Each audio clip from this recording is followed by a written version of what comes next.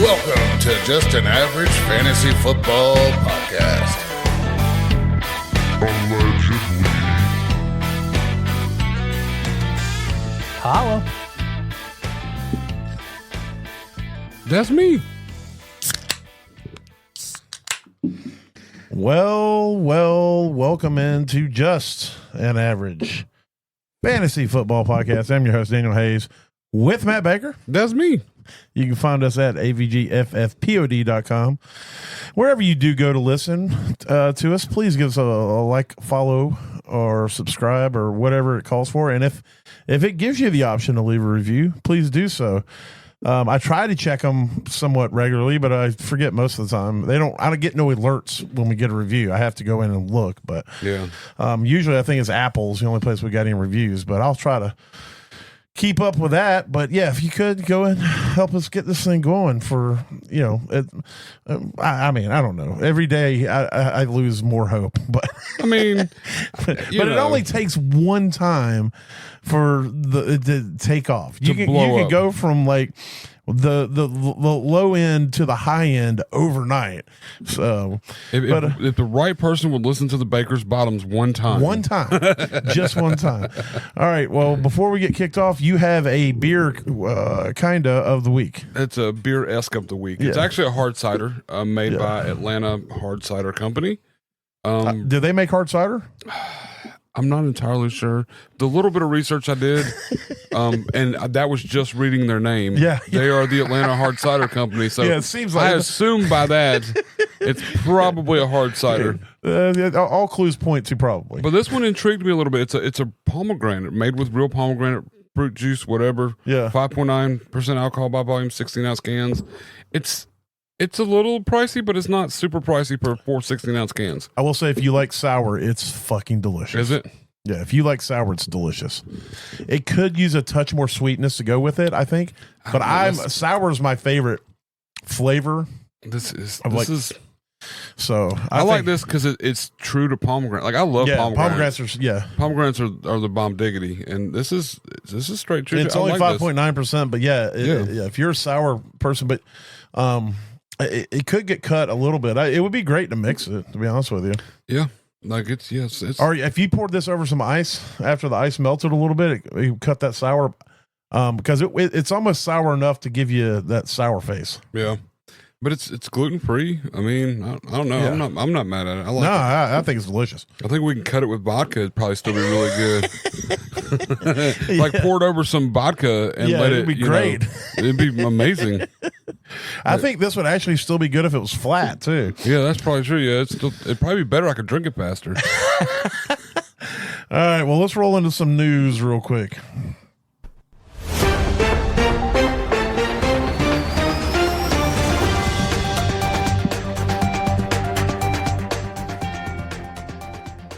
All right. CeeDee Lamb says he's good to go. He's going to play and has no limitations. So that's great. It's going to be interesting to see now that Pickens and Dak have vibed and got some chemistry going, how that's going to work out. Is Dak just going to throw for 800 yards every game now? Has he not been doing that already? He's been trying. I mean, the Cowboys may start winning now because, instead of put up 40, they can try to put up 60. Yeah. So and their defense will allow 62. So that's a fair point. The more they score, the more chances the defense has to be back on the field. So exactly. Maybe they should try to get they need to muddy the game up. They need to quit being high flying offense and be like trudging old school, run it 3 yards in a cloud of dust, keep their defense off the field. But yeah, we're going to see. It's going to be interesting to see what happens now with the receivers. I think they're both going to be fine. You had that one big year in Miami where Tyreek was 1 or 2 and Waddle was like 8 or something, 7. Yeah. But so you can get to wide receiver ones. AJ Brown and Devonta Smith, they were 6 and 9, I think, one year. Nice. Oh, now that I say that, yeah, nice. But right now, Pickens is wide receiver 3, I think, in a half point PPR. So, it's gonna be interesting. So And I would play everybody. If CD says he's playing with no limitations, he's going right back in my lineup with no hesitation. I have no hesitations either. So let's see. We'll start with people who haven't practiced. Brock Bowers, again, is not practicing. He's most likely going to be out this week. Jacoby Myers not practicing. There's a lot of trade rumors swirling around him. He's not happy there. He wants to get paid. And so this could be I'm injured, but I'm really just want you guys to trade me some. Oh, just a knee injury. Yeah, isn't that what Devontae Adams had? For, yeah, oh, something like that. A knee injury. Yeah, for back when Devontae Adams, weeks. he was injured for 4 weeks, and then he got traded, and all of a sudden he's good to go. Mm-hmm. Puka did not practice again. Most likely going to be out. The high ankle sprain. You got to think too. They've got their bye next week, so there's no reason to push him back out there. We may get away without him having to miss multiple games if it is as minor as they want us to believe, and he doesn't play this week and then he gets the bye. He may be back and we not have to deal with a 4-week window that we generally deal with high ankle sprains. Debo is still dealing with a heel issue. He did not practice, but the contention is this is more of them just resting him, that it's not going to affect his play, getting out there to play. They're just giving him the time off to try to get him healed up. Terry McLaurin also not practicing. Doesn't look good for him to play this week. Darius Slayton not practicing. Calvin Ridley most likely out, not practicing. Njoku's not practicing, and there's also trade rumors around Njoku. So it could be another one of those situations that we just talked about with Jacoby Myers. So what if he gets traded? He gets traded to the Bengals over there with Joe Flacco. What if they trade Njoku for Jacoby Myers? And neither one of them goes to a team where they'll be the person. Yeah, it doesn't even matter. Josh Downs did not practice, most likely not going to play. Garrett Wilson most likely out. He did not practice as well. And, of course, Bucky and Chris Godwin have already been ruled out. They did not practice. And Egbuka did not practice either, most likely going to be out. None of that is official yet, because if it was, I could do more with my lineups, but I can't because people haven't been ruled out yet. Let's see, some limited. JJ McCarthy is limited, but it still seems like your boy is going to get another start. Carson Wentz. But at least JJ is out there. Christian Watson limited. Marvin. That's close. Marvin Harrison. There it is. There you go.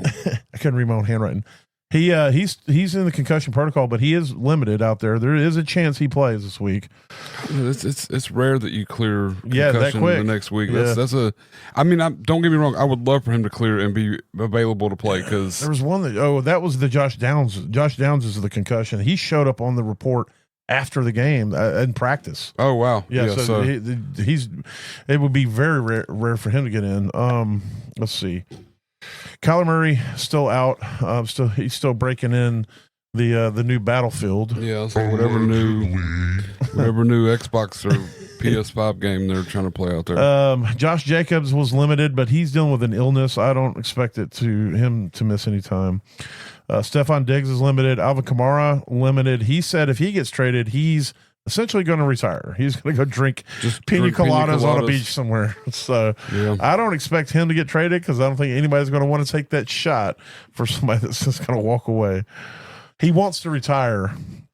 His own words, he wants to retire as a Saint. He does not want to play for anybody else. Yeah. So. DJ Moore got taken to the hospital. It seems to be a growing issue. I mean, how bad did he bust the testicles? Or I mean, come on. I don't know. But he played the whole time, so it must not have been that bad. But it was bad enough to spend the night in the hospital. Yeah. So whatever he did, but he is limited, so he's back out there. Jerry Jeudy limited. Darren Waller limited, which has been the case for Waller. This is part of the ramping up. I don't think there's anything too concerning there. Swift limited with the Bears. Chuba limited. I don't know what's going on with Chuba. They haven't really come out and gave a lean either way. So you definitely monitor that. For anybody who's got Dowdle, you're hoping you get another week of just Dowdle. But for those of us who have Chuba, we're scared, we're worried, we're prayerful about what's going to happen when Chuba comes back, and if he's going to be useful, or if it's just you're going to have two good running backs that are deep flex plays because they're splitting carries. Yeah. Let's see. Mike Evans is also limited, so hoping that he gets out there because if not, it's going to be a hodgepodge of receivers for the Tampa Bay Buccaneers. He's not in my smashes, but I would say Cade Otton might be a smash this week. So That's against the Lions, especially if Evans doesn't play, yes. he might get 15 targets. In the first half. Full practices. Bam Knight was cleared and had a full practice today. Tutu Atwell cleared. Olave, Jalen Coker, full practice. So they haven't made it official that he's off the IR, but it's looking like he's playing this week. And Jatavian Sanders back at it and cleared as well. So there's that. So we're going to kind of switch things up. We're going to do the key games. We usually do key games here, but we're going to do our smashes, and then we'll roll into the rest of our stuff, and we'll close out with the key games and then DFS. So let's go ahead and roll into our smashes of the week. We need to get that damn tablet back. I need to figure out how to get that straightened out. Or get a tablet. We just need a tablet or a laptop we can throw sounds on. Yeah, we can just push do a buttons. bunch of sounds on. Or get another sound machine and we'll plug it up or something. I don't know. I might get one out of a unit sometime soon. All right. Well, I'll go ahead and kick it off with my smash at quarterback this week. I am going with Bo Nix playing the Giants. The Giants are garbage, and they give up a lot of points to quarterbacks. And I hope Bo Nix goes in says, "Hey, I want those points. I want to use all those points. Yeah, Give me those points. Give me the points." So my quarterback smash this week is Bo Nix. What do you got? I'm going with Jared Goff against Tampa Bay At home. At home, yeah, I think he's going Goff at home against a high-powered offense is always a nice play. And I think it's going to be a good one. This could be one of those legendary games too. Yes. 45 points on both sides of the field. I mean, Baker can do it. Jared Goff can do it. Give me all of it. I hope they go to OT. It's like 40-40 in OT. And then they both score 3 more touchdowns in OT just because. It ain't going to happen, but maybe. All right, who's your running back smash? Running back smash this week is Jalen Warren versus Cincinnati. They play tonight. Yes, that's a good play. Coming back off of it, and Cincinnati's doo-doo buns. Adam Flacco is not any better, but Pittsburgh's going to lead, and they're going to lean heavily on Jalen Warren. Yes. I mean, I wouldn't be scared to play Kenneth Walker this game as well because I think he's going to get usage. You mean Gainwell? Or Gainwell, yeah. I am playing Gainwell. Kenneth Gainwell as well, just because he's going to get usage. They're going to be 3 scores up, and especially in a full PPR, I would definitely play Gainwell in the flex spot. All right, my running back smash is Quinshon Judkins this week. I should have wrote down who they're playing, but I did not. But whoever the Browns are playing. Who are the Browns playing? I can tell you in a second. I just had I usually write down who they're playing, and then today I'm like, nah. Yeah, like never mind. I ain't worried about that. Ain't even worried about it. Nah. The Browns are playing the Dolphins. Yeah. Duh. So, I should have guessed that. I mean, so Judkins at home against the Dolphins. Cleveland's going to want to lean on this. They're not throwing the ball very far downfield with Gabriel right now. And so I think they're going to lean on Judkins and let him go out there and absolutely mash these Dolphins in the ground. That's so funny. I saw that there was a post somebody put that says Dylan Gabriel's really small and has a subpar arm, but he makes up for it with his lack of athleticism. I believe Shadour's the better quarterback. I don't understand. He must have pissed everybody in the NFL off. There's something that's there's definitely something there, but yeah, I think they're trying to justify drafting Gabriel in the 3rd round and then Shadour in the 5th by keeping him out there, but it's like I can tell you right now, Shadour will get the ball downfield. Gabriel's not even attempting to do that. No. I think there was a quote that said, no, that was Justin Fields. Justin Fields came out and said he wants to take more chances. Oh, yeah. How about you take the chance of throwing the ball under 5 seconds? Just throw the ball. Well, the guy they told me to throw it to wasn't open. Well, there's other people in the NFL. They're open. Just throw them. There's other people there. Just look at your second read and throw it there. My wide receiver smash this week is Devontae Adams because he's elite, as I've been saying forever. Definitely elite. But he's going to get elite targets this week, especially if Puka is out. I'll take him either way. But they're playing Jacksonville, and Jacksonville is fairly tough against the run, but they are not against the pass or against wide receivers. So I think Devontae Adams is set up to have a good day. You know Stafford going to throw that ball. I mean, Yeah, you're going to spin it. it's crazy that, I wonder where those 17 targets that would have gone to Puka are going to go. If they all go to Devontae Adams, that's going to be insane. Yeah. There's going to be 2 tight ends. Nobody in this. 5 of them will go to Whittington. I'm going to say 3 of them will go to Tutu Atwell on like long bomb plays. Yeah. And then 4 of them will go to Higbee. I predict at the end of that game, we're going to learn 2 new tight end names that we've not heard yet. There's going to be 2 new tight ends that none of us have heard of. One's going to get a touchdown and one's going to have 5 for 5 for 60 yards. It'll be a wide receiver. I think we'll have a wide receiver. It's going to be a wide receiver, not a tight end. I just figured they're going to pull 2 tight ends up off the practice squad that are going to show up and show out, and then we'll never hear from them again. They never throw to tight ends, though. I know, but I just feel like it's going to be one of those crazy weeks where who's that guy? And it's going to be 2 tight ends on the Rams. Maybe down in Tampa. Oh, yeah, no, Tampa, we could see 6 new tight ends that we've never heard of, and each of them just gets 1 for 1 touchdown. It's just all of them. Nobody that we want to get touchdowns is going to get it. It's going to be some weird off name people we don't know. I want whatever you're smoking. Who's your wide receiver smasher? Nico Collins versus the Seahawks. Yeah. What? I know. Yeah, this will be one of the few times you hear me put Nico out there. I don't know. I'm not a super fan of him for the value, and I'm glad I wasn't, because if I'd have drafted him where he was going at the beginning of the season. I don't think you ever thought Nico wasn't good. You just didn't want to draft him in the first round. It's what everybody else was spending for him and forcing people to buy up for this. And I couldn't justify it, in my opinion. But this week is going to be a week that's going to boost his numbers, if that makes sense. Like, he's been like wide receiver 12 or something, all season. And then he's going to end up getting wide receiver 8 after this because of one really good week, I think. And that's not something that you draft for. You know what I mean? Like, you don't want to draft for a guy that's going to have 3 weeks that pushes him up 10 spots just because he did big on those 3 weeks. So, but I think Nico Collins has a bang up game against the Seahawks because they're going to push them. I mean, they're going to push Texans. Texans have done well the last few games playing against really soft defenses. And I think the Seahawks are at least good enough to score enough to keep them throwing balls, to keep them both throwing on both sides of the field here.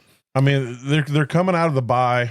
They had their bye last week, but going into the bye, the Texans dominated the Ravens, dropped 44 on that JV defense. And the Titans the week before that, which is a garbage can defense as well. But I mean, Titans actually aren't that terrible on D. They're just, their offense can't sustain drives, so their defense has to be out there more. But in the metrics for the Titans defense, they're kind of middle of the road. But I think you're right. Stroud's been kind of meh for a while, but it feels like they're finally clicking offensively a little bit better out there, and they're realizing they don't have much of a run game, so they're having to utilize that pass game. So I think I like that Nico pick with them coming out of the bye with his first game. Yeah, and it's against, like I said, Seahawks are decent defense. Actually, it would be his second game, wouldn't it? Since he's come back from injury. Did he play in that Ravens game? Who? Nico. Nico's played every week this year, hasn't he? I thought he was out injured, or am I thinking of somebody else? You might be thinking of something. I think he's just sucked that bad you hadn't brought him up. CJ Stroud, because it was like, or maybe I'm just used to Nico being hurt all the time. That's a very good possibility as well. Yeah, he's played every week. Maybe it was Christian Kirk that I'm thinking of. Kirk did miss the first, or missed 3 or 4 weeks, 3 weeks somewhere in there. He did miss some time, but with a shoulder injury or something like that. And Nico has been straight buns. That's what I'm saying. Like, it's not been. He's had one or wide two. Wide receiver 3, basically. I mean, he's had 1 week where he was wide receiver 1. I was going to say he's had 1 or 2 weeks that were good, but not like where you drafted him good. That's where I'm at with it. But I don't know. And then I just felt like I just added him out of my IR to a team. I'm conflating him with somebody else. But anyway, go ahead. Who's your tight end smash? My tight end smash is Jatavian Sanders this week. We should have talked. Oh. He's also a Baker's bottom, just foresight, just in case you were wondering. Well, go ahead and talk. I'll find me another one. He's only owned in 5% of leagues, but I mean, against the Jets are, if their defense is buns at anything, it's the tight end. And it's definitely going to show through this week because coming back off, we know what Jatavian's done, what he can do. And the little bit we saw Tommy Tremble do in his absence, I think that gets multiplied times 3, and Jatavian Sanders has a big-ass week this week. Well, I'll help you, too. The Jets are the 3rd worst or best. The Panthers give up the most points to tight ends. Yes. Jets are 29th. Yeah, the Jets are like 20. Yes. They're 29th as far as points scored or points allowed by the tight end.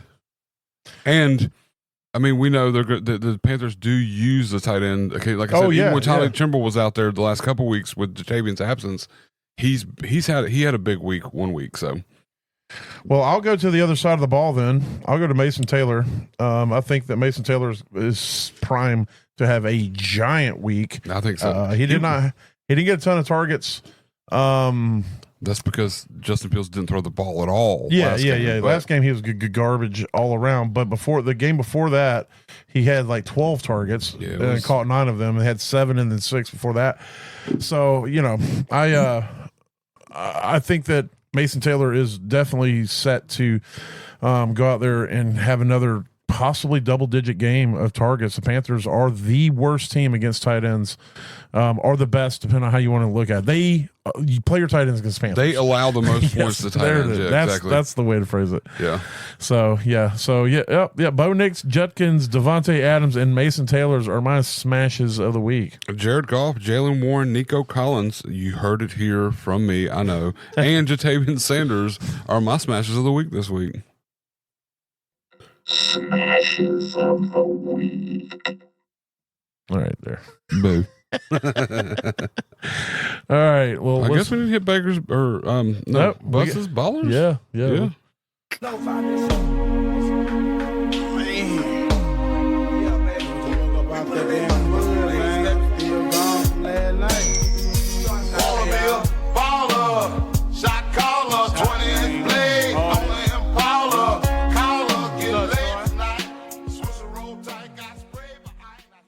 So smooth. All right. His ballers for week 7. First one up, Jaden Daniels versus Dallas. Come on. It's Dallas. I expect he will finish as a top 3 quarterback this week. I have to agree with you there, Bus. It sounds correct. But he did add, if you want a deeper play, you can go with Caleb Williams or Spencer Rattler versus each other. This is a sneaky possible shootout game, which I kind of agree with that as well. Both teams do love to pass, even though their quarterbacks aren't the greatest at it. And it could definitely turn into a sneaky shootout. And neither one of them have a strong run game. So hopefully it doesn't turn into a shootout of field goals. We can get some touchdowns and force the other teams to have to press to get to the end zone. But Bill Krosky Merritt. There it is. That's why they call him Bill. Yeah. Versus Dallas. It didn't work last week for Merritt, but damn it, it will this week. I feel there's a theme with the defense he's targeting here. Yeah. Ladd McConkey versus Indianapolis, another game that could be high scoring. If Quentin Johnson is out again, Ladd will get tons of opportunities. I agree with that. And it feels like Old Man River is fading Keenan. So it seems like he's last couple fading. weeks it's kind of been, and it's kind of gone back to Ladd. So that, and I think Trey Harris has gotten a little bit of he's got a couple targets. And then you also got Gadsden that's kind of making his presence felt as well. And then you got his last one is Harold Fannin versus Miami. David Njoku is questionable and possibly on the trade block, and Harold is the guy now. Also, Miami is soft against tight ends. Miami is soft against everything. That's very true. Very true.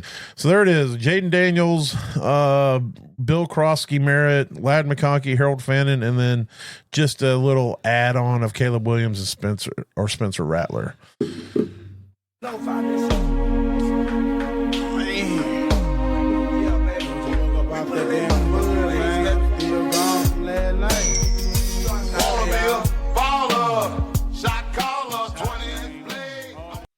All right, and we'll go ahead and hit on Daniel's don'ts. No, God! No, God, please, no! No! No! No! All right, my first don't is TJ Hawkinson versus the Eagles. The Eagles are diabolical against tight ends. They are they're the opposite of the Panthers. They're the hardest team to play against tight ends. Only really 2 tight ends have gave you serviceable games against them this week. One was Travis Kelce in week 2, and then Evan Ingram gave you a serviceable week because he got a touchdown. If he wouldn't have got that touchdown, it would have been garbage.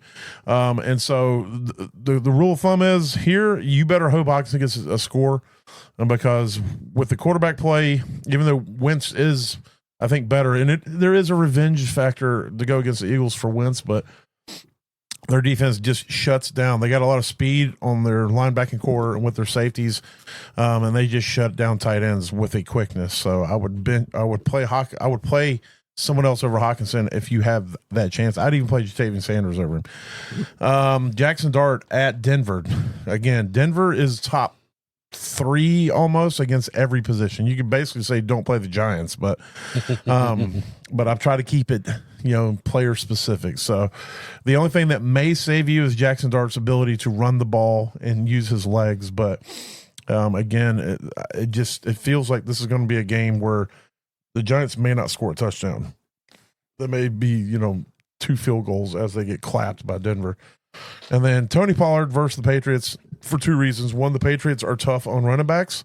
And 2, Tony Pollard actually played less snaps last week than Spears. So you have that going on. Spears is taking touches from him. He didn't look great before Spears was taking touches. And the Titans are garbage can. I try to not always say garbage because that seems to be my favorite thing to say. I mean, when the shoe fits, yeah, they're put them boots on. Yeah, trash can. I would avoid playing Pollard if at all possible. So yeah, Hockenson, Dart, and Pollard are my don'ts for the week. And let's hit on some bottoms. Unless they happen to be power bottoms. What's a power bottom? A power bottom is a bottom that is capable of receiving an enormous amount of power. Actually, Mac, you got it backwards. You see, a power bottom is actually generating all the power by... So I should have asked you, did you have anything you want to add to my, I just run through them and then I asked for your feed. You're the analyst here. I'm the host. It's pretty accurate. I mean, don't play the Giants. I mean, definitely Broncos shut everybody down. It seems like I might play Scatterboo just because of his pass catching. He's going to get used so much and he's more like a battering ram. Yeah. So there's the chance that he gets 22 carries and he's going to do something with them. And I think if they do score a touchdown, it'll be Scatterboo. It's going to be Scatterboo, exactly. He does kind of pose that threat to defenses that allows for Jackson Dart to kind of get out and escape. So, I don't, Jackson Dart, I still haven't figured out that offense yet. I haven't seen enough of it to really go, yes, that's correct. But it wouldn't shock me if Jackson Dart scored 6 points this week and Scatterboo got 12. But it also wouldn't shock me if Jackson Dart got 15 points because he rushed in a touchdown. Yeah. That they were trying to block up. Because, they put it to Philadelphia pretty hard when they play them. And Philly's pretty tough defense as well. But. So it's one of those where, I don't know what everybody's figured out about them yet because I haven't figured anything out yet. You know what I mean? Yeah. And then your other guys. Pollard and Hockenson. And Hockenson, I don't know. Hockenson's been kind of meh, all season. Yeah, he hasn't been, he's only had one really good week all season. And then, Carson Wentz, he's not been that great either really. So you kind of, I feel like if JJ was starting back again, there might be a little more, because I don't think he's played with Hockenson yet. Yeah. And that may be a security blanket safety instead of Wentz trying to push it down to Jefferson every fucking throw. So the play changes, but definitely not playing Hockenson this week unless you absolutely have to. And then the other one, I'm sure. Yeah, Pollard. Yeah, I've already moved from Pollard a long time ago. I picked up Spears everywhere 2 weeks before he got off the IR. I'm like, I would play Bam Knight, even though it doesn't look like, it looks like maybe Bam Knight's not going to be the full-time starter there. He's going to be sharing with Carter. With Michael But Carter, I think he's going to be the guy who gets all the grunt carries, especially inside the 5. Yep. I would probably play Bam Knight over Pollard this week. I would definitely play Vidal. Or Vidal, or however you pronounce Vidal, it. yeah. All right, what do you got? I keep saying Vidal, so it's probably Vidal. That's who's wrong. But Baker's bottoms, running back this week, and this is right now. DeAndre Swift is questionable, and this guy, to me, every time I see him run, even if he doesn't get any yardage, and I like saying his name, Kyle Monangai. That he's owned in 10% of leagues, and I'm trying to grab this guy like a bunch of places, like D Swift last week. Guy? Monangai. D Swift last week had a good game. Don't get me wrong. I'm not trying to take anything from him. But, I mean, his 55-yard touchdown was on the back of some shitty-ass tackling. Yeah. Dude looked like he was holding his hands out and didn't even try to cover up. Well, and it was just, I don't know. They switched up how they were running him, too. Swift has terrible vision. And so he sucks in between the tackles. They pushed him outside. They ran a lot more sweeps. Yeah. And that's where he really makes his hay. Monangai is going to get more. He was getting more of the in between the tackle type carries. There's something about the way he runs that I feel like if they utilized him more, he's hungry. He runs hungry. That dude is gonna.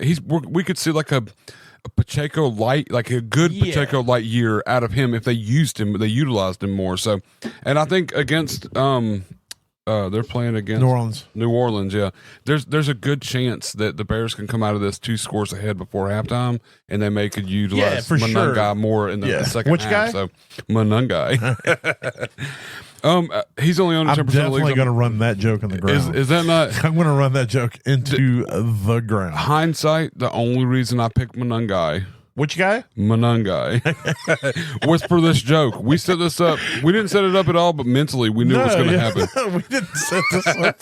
Hold on, let me check the script. Yeah, I know. No, you weren't. Look right here, line 2. You weren't supposed to tell them that we set this up. Look, it's supposed to say we didn't set. I give all the Why secrets away. Why did you edit that out of the script, bro? But I just got to talk about this guy. Oh, you missed it. I was taking a sip of beer. I couldn't help it. Which guy? Monangai. All right, and then next. Hey, let me reverse it to you. No. Yeah, so I really like Monangai. Which guy? Monangai. See, it feels good, right? Oh, it does. It does. And then wide receiver. This guy's only under 2% of leagues. Which guy? Monangai. No. Lil Jordan Humphrey versus another playing He's Denver. not little, by the way. Oh no, he's not little at all. Like before, I don't know why. I never paid attention when he played in, I think Denver, and he was in Atlanta or whatever. Yeah, but I never paid attention. This dude's like 6'4", 220. Oh yeah, he's a big dude. He's a big dude. Yeah. That's why he's a 50-50 guy. They target him for that. I thought he's like Steve Smith size. But yeah, no, I mean, and this is Baker's bottom. This is another playing Denver. It's a tough defense. And the thing about it is, like last week, it was like 2 weeks ago, we lose Neighbors, and we're like, who's going to step up? Who's going to be the guy? They bring this guy up, and he gets 8 targets just right off the rip. And he caught 4 of them. He had some decent yardage. It can only get better because Denver being good, they're going to shut down the first and second options. Somebody's got to get open. Well, here's the thing, though. The only thing I'd be concerned about is Patrick Surtain. He will follow the receivers generally, whoever they decide. Yeah. And he generally doesn't mess with the slot, though. And that's where Wan'Dale's going to be out of. Yeah. Now, if Wan'Dale starts torching them, then they could re-examine how they're moving things around. But I feel like because of Humphrey's size and the fact that he is a true outside receiver, it could be that they stick Surtain kind of sit on him. Yeah, but also they could move Surtain over to cover the tight end if Mason Taylor does start balling as well. So it just depends on who starts doing what. So he could be. I mean, I know it's a bottom. I'm sorry, Theo Johnson. Yeah, but they're not afraid to use Surtain everywhere. But he generally doesn't go with the slot receiver. But that's mainly because most teams' best receiver is not a slot receiver. Yeah, they're outside receivers. But he will cover whoever he's following. He will cover them if they go to if he's playing. CD will play out of the slot. Yeah. If he's shadowing CD, he will follow him to the slot. In the slot. He doesn't follow the direct slot. Yeah, and Wan'Dale's going to work mainly from the slot. So, and if Darius Slayton's not playing, which hopefully he's out there, but he didn't practice. I'm pretty sure. Yeah, he did not. Yeah, he's still. And so it's so I would be a little concerned, but I will say if I was going to play a receiver outside of Wan'Dale in on that side of the ball, it would be a little jump just because of the targets he got and his size and the fact that like you said, he is a 50-50 guy. And so I take that shot, especially as a Baker's bottom. If you're like desperation, he'll get targets. He could get you 10 points, and he might even pull a touchdown. I'm not saying it's going to happen. I don't think it's going to happen, but it's still there. You know what I mean? The good news is that anything that bad happens, if there's an interception or pass defended, that doesn't go against him. It goes against quarterback. Exactly. And if you're in it defensively, he could get the tackle. So, I mean, you could get that extra point. Exactly. You got to play that. Yeah. If you got a league that counts that, you might get the tackle too. I'm telling you, that's Jamar Chase in one of our leagues. Yeah, got 3 tackles one game. Exactly. And that was 3 extra points, man. So, man, you can't take that away from from these wide receivers, man. At the time that Jamar got those 3 tackles, he had more tackles than Travis Hunter had Yeah. on the season. So then with the tight end, 5%, we talked about it earlier. He's also my smash, Ja'Tavion Sanders. Yes. He's coming back off injury. I don't know why I like this guy so much. He just, there's something about him. He's Look, I want to say, like, there's I said something again, there, when if that makes sense. He came out in the draft class with was it Bowers? Who was the one that broke everything before Bowers? Laporta. Okay, so it was the Bowers draft class. So obviously, I'm pretty sure it was the Bowers draft. Whatever draft class it was, the number 1 person was elite. They were the ones that everybody's like, that's the first round draft pick. It was going to be Brock Bowers no matter what. And then after that, it was Ben Sinnott, and it was Ja'Tavion Sanders and whatever. And Ben Sinnott went in the second round, but I was, and this is before the draft. I was like, I thought Ja'Tavion Sanders as a pass catcher, I thought he was the better option. And I thought that he was, and I was super happy that the Panthers got him because I thought he was, a lot better. Now, I'm not saying that I'm right because we haven't really got to see Sinnott play, and I like Ben Sinnott as well. But he hasn't got to. But he's getting utilized more at Carolina than Sinnott's being able to get utilized where he's at. Of course, he's trying to fight Ertz for playing time as well. Yeah. Well, I mean, Ja'Tavion's fighting Tommy Tremble. Yeah. and listen, Tremble has been serviceable without Sanders, and Sanders is way better than Tremble. That's the deal right now. That's the thing you got to keep in mind is, and Ja'Tavion Sanders already had that chemistry with Bryce. So he's owned in 5% of leagues. So many people dropped this guy when he got injured. I don't know why. Like, to me, he's almost like just because you got to hold him because the upside for him, especially with how hard it is to get tight ends. Yeah, exactly. I mean, and his upside. I wouldn't compare him to any of the elites yet, but I think that he could potentially become someone we talk about in upcoming years as the offense grows, as everything kind of works out. But I mean, I feel like, especially the upcoming week, they're playing against the Jets. We talked about how buns they are against tight ends. I had to stick with him with my smash.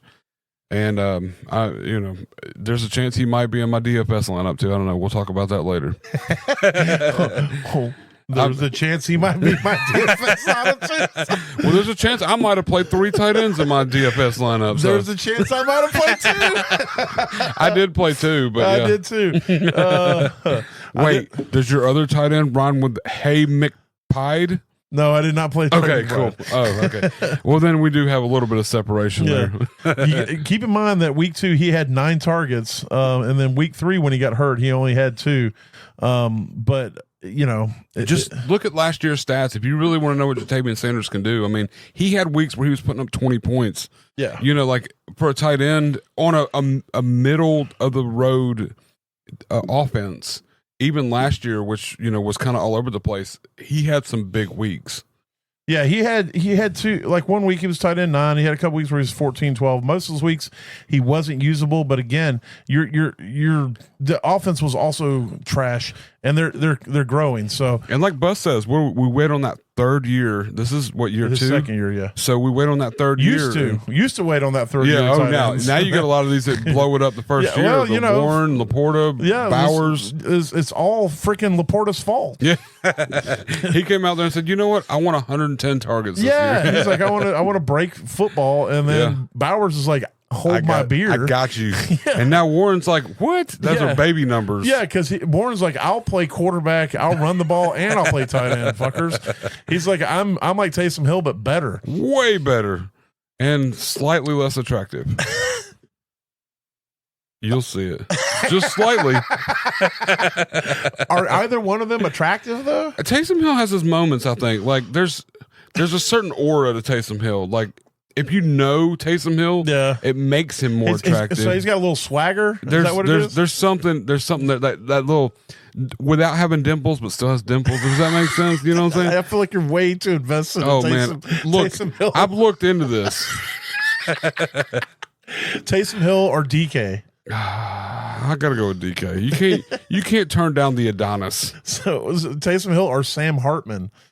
That romance novel looking. No, I know who you're talking about. That's like asking me if I know Jimmy Garoppolo. Yeah, I don't know. Now I know why we don't have many listeners. We're broadcasting to the wrong crowd. Yeah, that's true. We need to be like, we need to start up a Swinging Richards fantasy football league. we highlight we highlight the wrong part of football. Where instead of talking cheerleaders, where we're like Sam Hartman or DK Metcalf. Look, if you've seen them, you know. I don't care. No. You can be the straightest guy in the world. Those guys understand. are hot. Yeah, you understand. You don't have to tell us. We know you understand. Trust me. All right. Well, there's Baker's bottoms. Take that however you want. Take it. Take it. Kyle Monangai. What guy? Monangai. All right. And Lil Jordan Humphrey and Jatavian Sanders. All right. Let's hit on some, I guess we'll close out with some key games and then hit on some DFS. Whoa. That was the news. Wow. That'll work. Hell yeah. There's that one guy who's like, yeah. All right. Key games. Let's kick it off with, I guess we can talk about tonight's game. Steelers at Bengals. It's old man versus old man.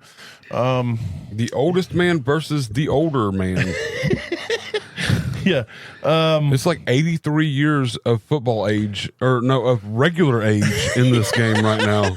It's way more in football years. Yeah, it's like 193,000 football age years.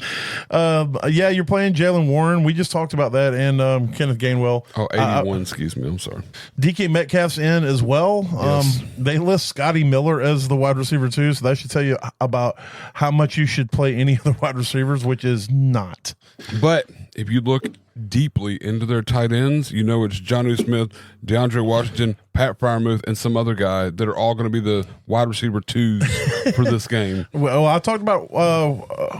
Did I talk about? I can't remember because I actually did two podcasts by myself. One of them I recorded, and one I didn't. DeAndre Smith, Washington, or Darnell Washington. Darnell Washington. How he's trending, yes. The way he's trending. It seems like Aaron Rodgers likes that dude. He does. I would play him over any of the other ones. To be honest with you. Me as well. On the other side of the ball, you got to be desperate to play Flacco. Chase Brown, yeah, you're going to play him. You drafted him to play him, but you're only going to get 12 points out of him if you're lucky. If you're lucky, yeah, it's definitely going to be if you're lucky.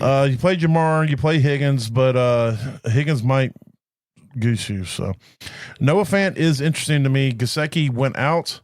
He is on the IR. Noah Fant is the only tight end they have. He came back last week. He only played, Fant did, 49% of the snaps, had 4 targets. Yeah. So I wouldn't be scared to throw Fant out there in a pinch. But again, by the time anyone hears this, the game's already going to be done. So. And last week's kind of weird because they just signed Flacco and put him out there. So I mean, not saying that he can't come in and but it's going to take some time to figure it all out. So yeah.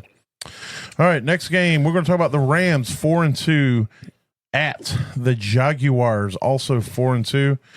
Stafford last week called it. No, I'm just kidding. Nobody did. We expected Stafford to ball out last week. He did not. I'm going to expect it again this week. I don't think I'm playing him in fantasy, but he's not a terrible streaming option if you're in a pinch. Yeah, you're playing Kyron Williams. Yes. I mean, absolutely. Puka most likely is not going to play. Devontae Adams is a smash, as we talked about earlier, so he's definitely in. If I was going to pick one between Whittington and Atwell, it's like this. If I need upside, I'm playing Tutu. If I need any semblance of a floor play in my second flex, then I'm playing Whittington. And that's about as much analysis that I would give on that. Yeah, you can't go much deeper than that. Because if Tutu plays, he's going to get 4 targets, and 3 of them are going to be 70 yards downfield. Stay away from Rams tight ends all the time. Yes. On the other side, I am not playing Lawrence this week if I don't have to. You're playing Etienne for sure. The dude's been pretty damn solid all season. You know, he's currently the make sure I'm in the right league. RB 14. Yeah, make sure. Well, that's in a full PPR. Oh, that is in a full. Yeah. I mean, he's RB 14 and a half one as well. Oh, so. that makes sense. He's had a couple down weeks the last 2 weeks, so it is a little concerning. And the Rams are tough against running backs, so I wouldn't expect too much, but you're going to throw him in there. Brian Thomas has been picking up in the last few weeks. He probably got that touchdown last week. Yep. And he's had 2 weeks of double-digit points. And he finishes a wide receiver 1 last week. So, yeah, I feel pretty good about that. I've been trying to get Travis Hunter everywhere because I have a feeling it's getting ready to break. He's been getting more targets, I feel. Well, his snap percentages keep climbing. Just keeps going up, yeah. Which means he's playing less defense, which means they're trying to focus him more on offense. More offense, yeah. And last week he had 7 targets. So I don't know. I got this gut feeling it's going to break. I think so too. I kind of picked him up quite a few places trying to. Yeah. I've got a couple trade offers out as well. So we'll see. And then I'm not playing any tight ends in this game. Yeah. I didn't even know they had, I didn't even realize they had tight ends. Let's see. Let's go to the Eagles. There we go. Eagles 4-2 at the Vikings 3-2. You got Jalen Hurts. You're playing him. You're playing Barkley. You're hoping that Barkley gets back on track. Yeah. He's currently the running back 14, which I didn't even, or 13 in a half point. I didn't think he was that high, to be honest with you. So it's good to know that he's right on the fringe of a running back 1, but he has let you down based off where you drafted him. So I feel like they're coming out of they're not coming out of a bye, are they? No. Okay. No, Minnesota's coming out of a bye. Correct. But I feel like Barkley's getting poised to start lighting things up in the back half. Their offense as a whole has struggled this season. They're with a new offensive coordinator, and things just aren't clicking as of yet. But, they're too good. I think they're going to get it together.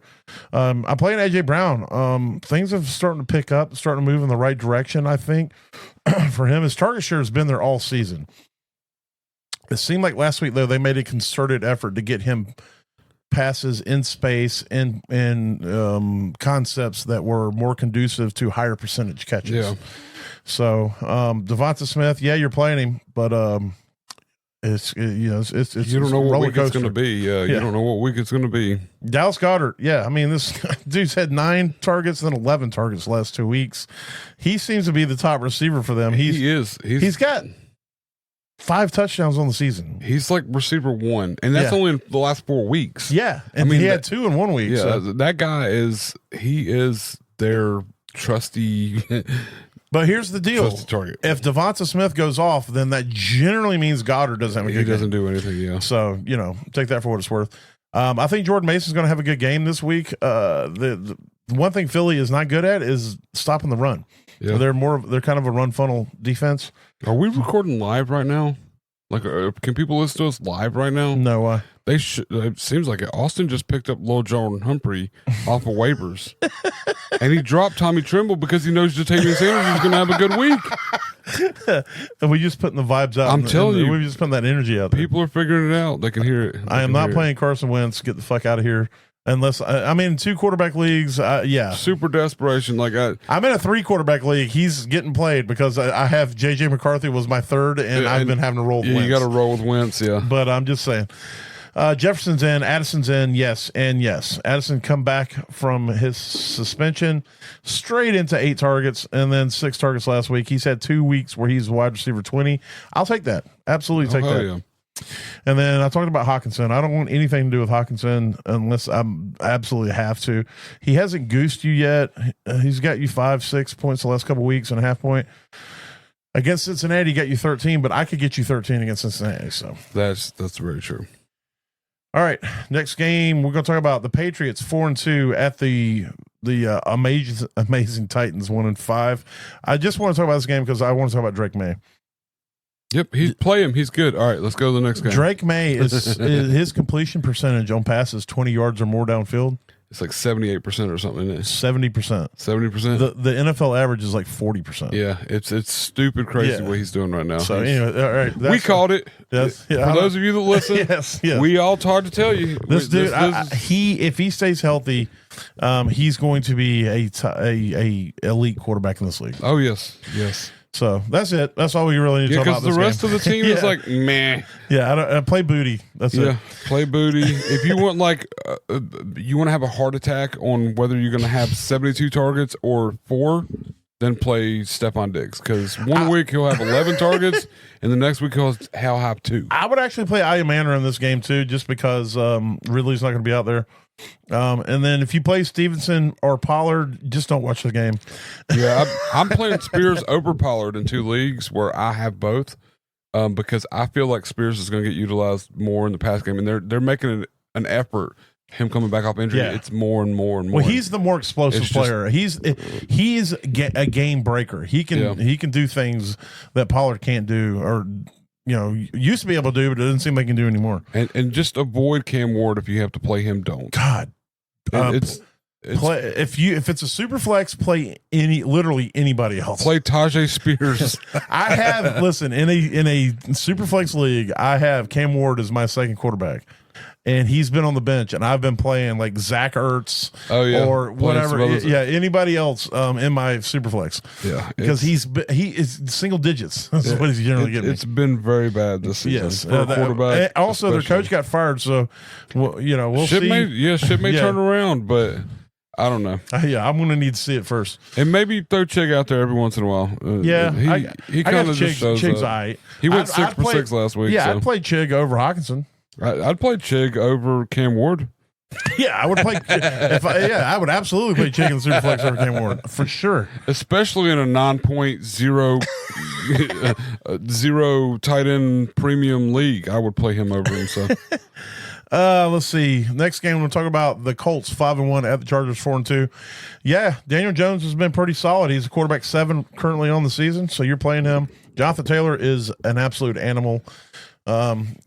Pittman this week, he could be pretty solid. Josh Downs is more than likely going to miss the game. Yeah, if Downs doesn't play, I think Pittman's kind of a smash, honestly. But I mean, the Chargers have shown to be tough against wide receivers, but I think in this game it doesn't matter. Pittman's going to get targeted.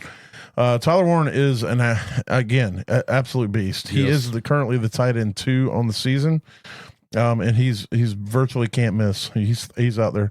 Herbert against the Colts. Yeah, I'll play him. Kamani Vidal, play him over Haskins. I don't care what they tell you before the game. Ignore. We tried to tell you, and I hope you listened. Vidal is the better option. Yes.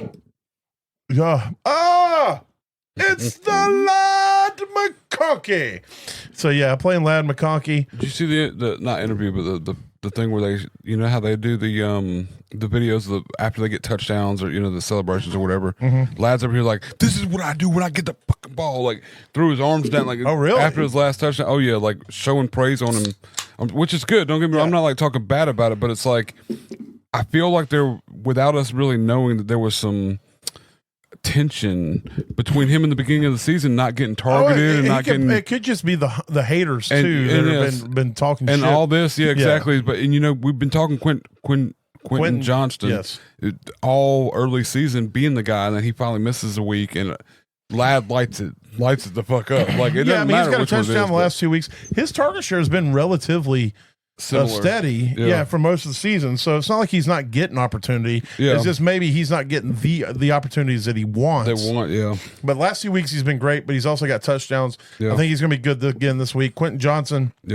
it looks like he's going to be back. He was a full participant in practice today, so we'll see with him back if that changes because he's been out. Yep. Again, I think Keenan Allen might be fading, but his target share is relatively the same too. He just hasn't done anything in the last 3 weeks.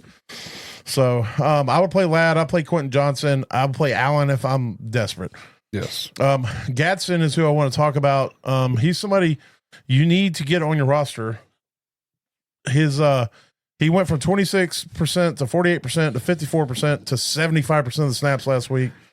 He had 8 targets, caught 7 of them for 68 yards. So he's increasingly becoming more of an option for them. Yeah. I mean, he came into 7 targets on his first weekend, and then while his percentage has gone up, his targets went down. But last week it came right back up again. So I'm hoping that it's more of a, defenses are going to allow him to be more involved in this. Yeah. And like we talked about, Gadsden was an absolutely freaking beast. Yeah. When he played in college. And he's similar size to Lil Jordan Humphrey, so he should be able to yeah. The 2 full seasons that he played where he didn't get hurt, he played 13 games, caught 975 yards, 6 touchdowns, and that was his sophomore year, and then his junior year, or his would have been his senior. So he must have had a red shirt junior year because he only played 2 games his junior year, and then it says junior again. But he played 13 games, caught 73 balls for 934 yards and 2 touchdowns. So his college career is he caught 143 balls, 2,000 yards and 14 touchdowns, and that's basically 2 seasons worth. Yeah. And so dude's, he's a pass catching badass. Yeah, he's a monster on a team that likes to throw the ball. Apparently, I mean, yeah. Let's see. Let's go to the primetime game. Atlanta Falcons at the San Francisco Giants. The Falcons are 3-2. The Giants are 4-2. The Falcons are surprisingly good defense. I'll be honest with you. Oh, yeah. I did not realize, I don't know how I missed this, but the former defensive coordinator for the Jets back when, I guess it was last year, but when they had their top tier defense, yeah, he's the defensive coordinator for the Falcons now. Yeah, with because I assumed it was the head coach who was running the defense, but he's not. He's letting this dude, and it'd be nice if I knew their names, but this dude works. Yeah, everybody knows what I'm talking about, right? Yeah, we get it. I know that the first name of the Atlanta head coach is Raheem, but I can't. It's not Mostert. Raheem Morris. I can help with that part. Yeah, because my brain kept saying Mostert, and I knew it wasn't Mostert, but I couldn't think of any other name besides Mostert when I was thinking of Raheem. But anyway, so yeah, Raheem Morris is a pretty renowned defensive coach in and of himself. Ulbrich, yes. Yes. So, but Jeff Ulbrich was running the defense with up in the Jets with what's his lips, who's now the defensive coordinator for the 49ers, was the head coach. Anyway, bald-headed dude. But the bald-headed dude. Yeah, he's now the defensive coordinator for the 49ers. Yeah, that guy. Yeah, but I couldn't even. I think his last name starts with a SH. But anyway. I'm not even going to guess. So Ulbrich is he's a really good defensive coordinator, and he's down there getting that Falcons defense. Robert Saleh, there it is. I was not even close. It wasn't S. It was SH. Yeah, H is at the end. At the end, yes. Yeah, I got you. So Robert Saleh was the head coach, who's also a defensive guy. Ulbrich was his defensive coordinator. There you go. And their defense was the best defense in the NFL for like 2 years running. Yep. That guy, Ulbrich, is now coaching the Falcons defense, and they are now currently top 5 defense in the NFL. They're kicking ass. That's all I wanted to get to. That was a really long way to get there. I helped. You helped tremendously. I helped. I will say, so the last couple weeks, they played Washington. They went into the bye. They came out of the bye. Penix has been really good NFL wise. He hasn't been great fantasy wise. I mean, he had an okay game against Washington, but it seems like he's figuring things out. It seems like his offense is starting to click a little bit. I wouldn't be scared to play him in a pinch against San Francisco, but I would try to fade him if I, if you had other options. Yeah, him and Purdy. I would try to fade both of them in this game. There's got to be better options. I mean, I know it's too late to do anything about it, but I would play Aaron Rodgers over both of them. Yeah. Bijan you're playing him. There's that dude. Yes, but I would play Algier in a deep flex league. He's been strangely pretty consistent for most of the weeks. There's been a couple not, but every week that I think week 3, I don't know what happened that week, but every other week he's played 25 to 30% of the snaps. He's got double-digit carries in those weeks. If you're going to give me a running back and get double-digit carries, he's got 3 touchdowns out of the 5 weeks they've played. So, and especially as an RB2, RB2 for the team. This is one of the few in the league that you can put in your flex and feel okay about when you go to bed if you don't watch the game. And if God forbid anything happens to Bijan, Algier's going to be the smash of smashes. He's like an RB1 for a team. Yes, behind an RB. 1++, for another his rookie year, he set he set a rushing record. Yeah, it was like 1,000+ yards or something like that. He rushed for 1,035 yards, almost 5 yards a carry, only 3 touchdowns. But that's because the Falcons beat Falcon. So Algier's no schlep back there, but you're playing schlep. Oh, okay, not slut. Slut. You said schlut. No, I said schlep. I thought it was a mix between schlep and schlut. It was just schlepped. I got you. or a slet. There it is. Whoa. Drake London, yeah, you're playing him. Oh yeah, that dude monstered last week too. Darnell Mooney, I would wait and see what he does if he plays this week. I don't want to play him unless I'm really hurting. If you play Kyle Pitts, you're just gonna be getting 4 or 5 catches, maybe. Yeah, So, you won't get a tough. 0, but it's not going to be great, probably, especially against San Francisco. If it's not a tight end premium league, then it's kind of hard to really put Pitts out there. I mean, he's had one really, really good week and then one good week, I guess. But outside of that, do you really trust it? You know, McCaffrey's in. There's no need to even bear down anymore on that. yeah, no. If Pearsall, it looks like he may not play.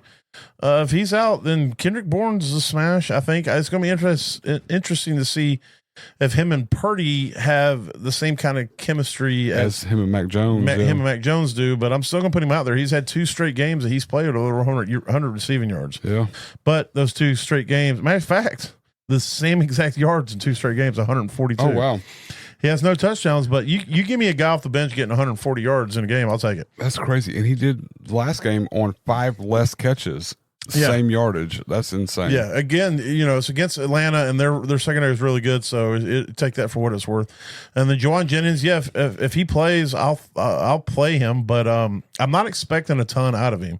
It's not like I'm going to play him and be like, man, this dude's going to go out there and give me 20 points. Yeah. No. If he gets me 10, I'll be happy. And Kittle says he's playing.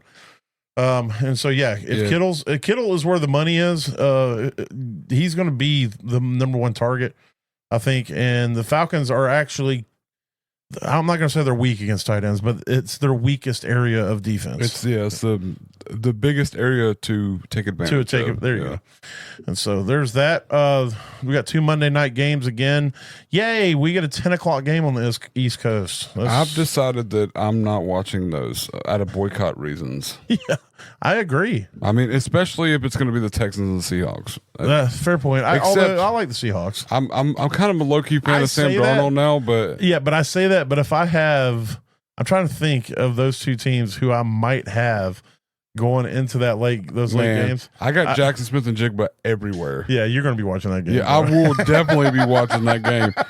I will talk now saying I'm boycotting it, but in truth, you're going to be watching it. I might record it just because, and nobody does that anymore. So, no.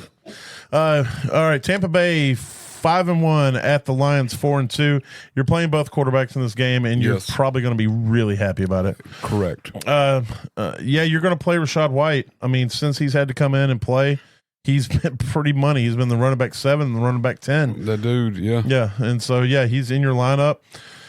In a pinch, if you're desperate as a Baker Bottom type deal, I would probably play Sean Tucker. He did get 6 carries for 25 yards and a touchdown. If he doesn't get a touchdown, though, you're probably going to be upset, but he has that ability to do that. He's the better runner between the 2, I think. But Rachaad does everything else better. Yeah. Mike Evans, if he's out there, he's going to be the only name and the only show in town. If I had to pick, I'm going to be honest with you. If I had to pick between Tez Johnson and Cameron Johnson, I think me and you are the same on this. I would take Cameron. I would too. Tez came in. He had a higher snap percentage, but he only got 3 targets.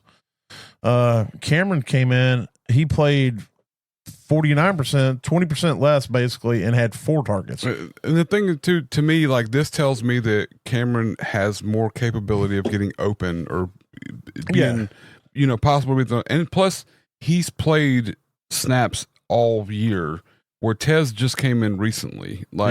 Tez, I want to say, he played a little bit in the beginning, missed a game, and then his snap percentage is actually kind of higher, but he just doesn't get targeted. Yeah, which kind of leads me to think that he's not getting open, if that makes sense. But I will say this: I would play both of them over Sterling Shepard because I don't care what everybody keeps saying. Sterling Shepard's garbage. Yeah, he hasn't done anything except 1 game. He caught 4 balls for 80 yards. Outside of that, he's not doing anything. Sterling Shepard's like the security blanket at 3rd and 2.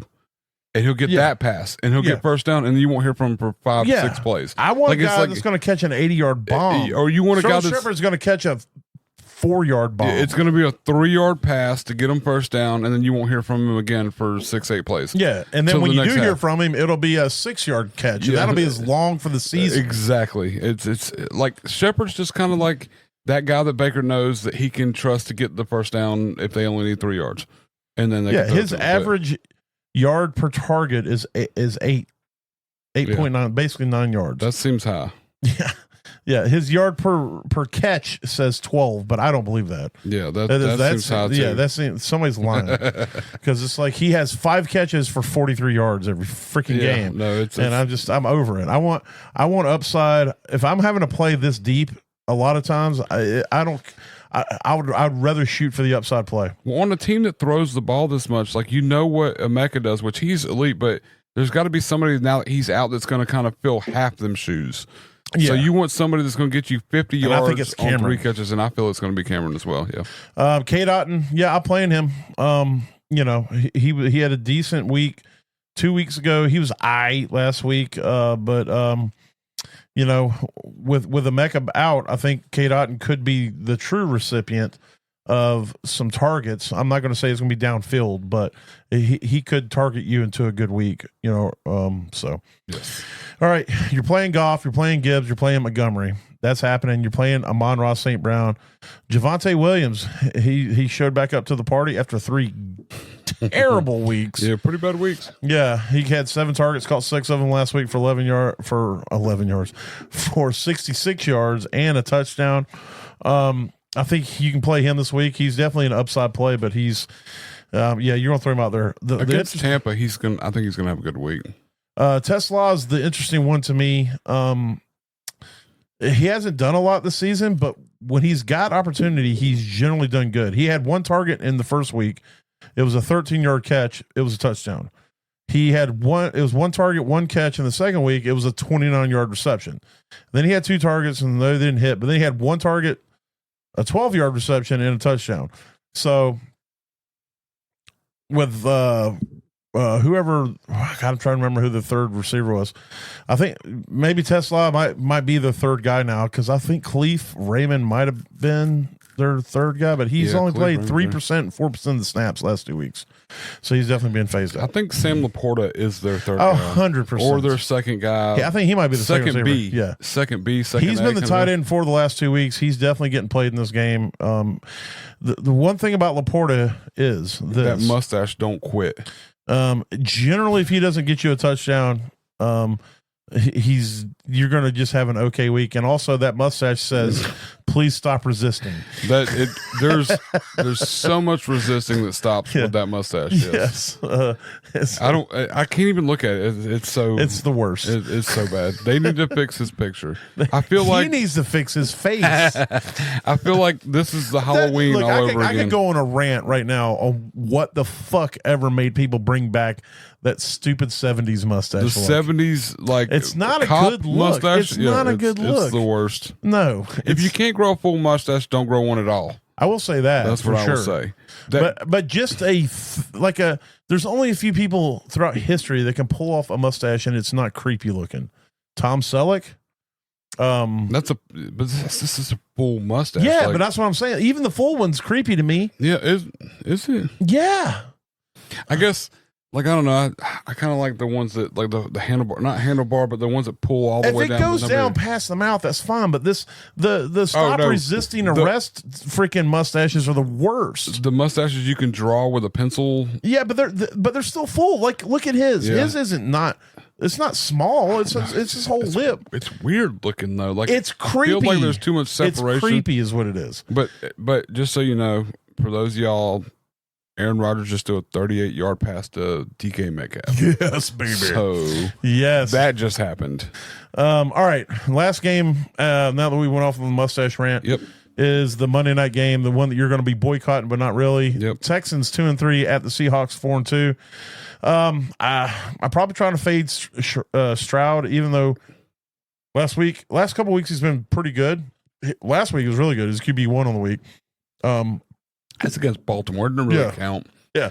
Or last week. Yeah. Yeah. I mean, Everybody could be QB1. last week, not last week, but the last week he played. My bad. I could be QB7 against Baltimore right now. Well, with I you don't as know. my tight end. Stafford got shut down. But did he though? He only scored 9 fantasy points. He was on fuck that guy. That's true. I wasn't here for that. Nick Chubb, if you play him, you better get a touchdown. That's all I'm saying. Yeah.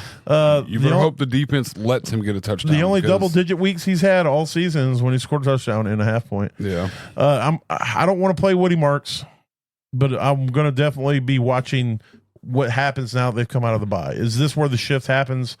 Is this what they're waiting for? Is Woody Marks about to take the backfield? That's why I'm fading this whole backfield if I can.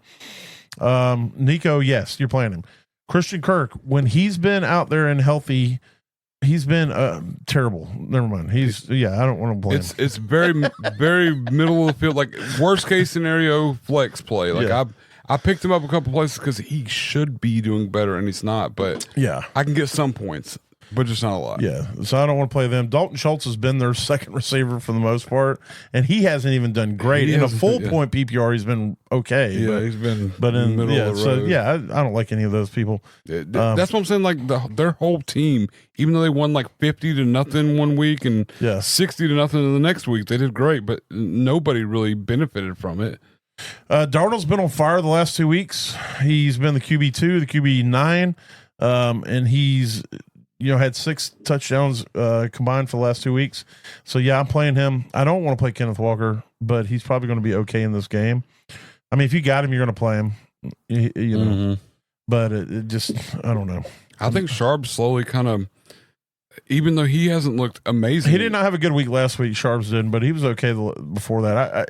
Deep flex, I would definitely play Sharps. When it comes to once they get inside the 5, Sharp gets the ball all 4 times. Like it's so crazy, but You're definitely fading JSN. Dude is trash. yeah, you wanna don't. play him. Nobody wants trade me JSN for pennies. Everybody trade me JSN. He's only the wide receiver 2 on the league season. You don't want nothing to do with him. I promise. Yeah, it's too stressful to have somebody that good on your team. So Look, week 3, Aaron he only Rodgers, played 10-yard pass to Jonnu Smith. Oh, well, we called the wrong one. Touchdown, yeah, that's the worst. It should have been Darnell Washington, but here we are. Like I said, play Jonnu Smith over Darnell Washington. Honestly, you could probably play Cameron Sutton or who's the other one? It's Cameron Hayward. Hayward. There you go. What? You better put some respect on that. His daddy was an NFL player and a he's- really damn good one. He's their 4-string tight end and scored the same amount of points as the other 3 tight ends they have. That's all the point I'm trying to make. Yeah. But yeah, Jason's been an animal. Yeah, that dude- You're playing him. Cup? No. Like, I tell you, like I picked up Cup in our home league and he got dropped and I was like, okay, I picked him up 2 weeks ago and all of a sudden he got 9 fucking targets and he got me like 8 points or 9 points on 6 He got you receptions. Did Yeah. you play him last week? I played him last week and he got me the touchdown. Like I was He only like, caught okay. 2 balls, but one of them was a touchdown. I'm like, but he only got thrown 3. So I'm like, that's good. Yes, that's great odds. So now I have to ride with him now because, like, to pick somebody up off waivers that's got me averaging 10 points a week, just about. That's I like that. I'm not mad at that at all. So Tyler Warren's been pretty solid. wait, who? What did I say? Tyler Warren? You did. I don't know. I don't even how- know who that is. I just rewound. AJ Barner. Oh, that guy. Yeah, Tyler Warren's the tight end for the Colts. That's why I was like, what game are we looking at? Yeah, I rewound. Yeah. He's been okay. Like I thought he'd been doing better. I get skewed on tight ends a lot because I play in these tight end premiums with weird scoring, and so like AJ Barner's got me double digits every week for the last whatever. But Last in a week half wasn't- point PPR, he hasn't been as good as it looked on paper. Last week wasn't great, but I mean, he still got 71 yards for a tight end. That's pretty big. So. Yeah, he gets they do like to hit that tight end down the seam, which is a classic cover 2 breaker because if you're going to beat a cover 2 or even a cover 2 man shell, you got to be able to hit them seam routes because that keeps it honest with the wide receivers on the outside. Yeah, and they're doing that very well. Him and Darnold are definitely hitting that seam route pretty solid, and that's where those yards are coming from the last couple of weeks. So yeah, I mean, and his touchdowns as well too. I'm liking Barner. I think Barner could potentially be, I'm going to say, on teams that win leagues. I'm not going to say a league winner per Possibly. se. I need more targets. Yeah. Before I feel that, I need more targets. 3 to 5 targets is not a league winner to me because you need touchdowns or you need long passes, and I don't think that can be sustained for a long period. And but I don't know. But I think he feel has like there's the something talent. there. There is something there. We've And seen if Cup weeks- gets hurt, Oh yeah. if Cup this- gets hurt, it could open him up, or God forbid JSN gets hurt. AJ Barner could skyrocket. But I need a tight end that's getting 8 to 10 targets before I feel like he can be a league winner. I'm just looking at, like, even when he gets minimal targets, he's still putting up yardage that makes him extremely viable. You know, because the week before that he had 2 touchdowns and he only had like 43 yards total, I think, on 7 passes or whatever. But so he's kind of playing both sides of that. And I don't know. Last week I thought picking him up everywhere was going to hurt me, and the fact he still put up 71 yards on 2 catches was very beneficial. You know, if he's not getting the touchdown, hopefully he gets you the yards. Exactly. Well, there it is. Getting ready to head into week 7. Jeez. It's like the season's flying by. Our babies are growing so old. Yes. And they're dying too. Some of them are dying. It's weird. Like we're losing so many babies out here. But you know, like I always say, if anything we say or do helps you get to that average place in your league, that means we did our leagues. That means we did our job. Because when you finish average, Matt, you don't lose. That's exactly right. So we hope you guys have at least an average weekend out there, and we'll talk to you next week. Later. Holla.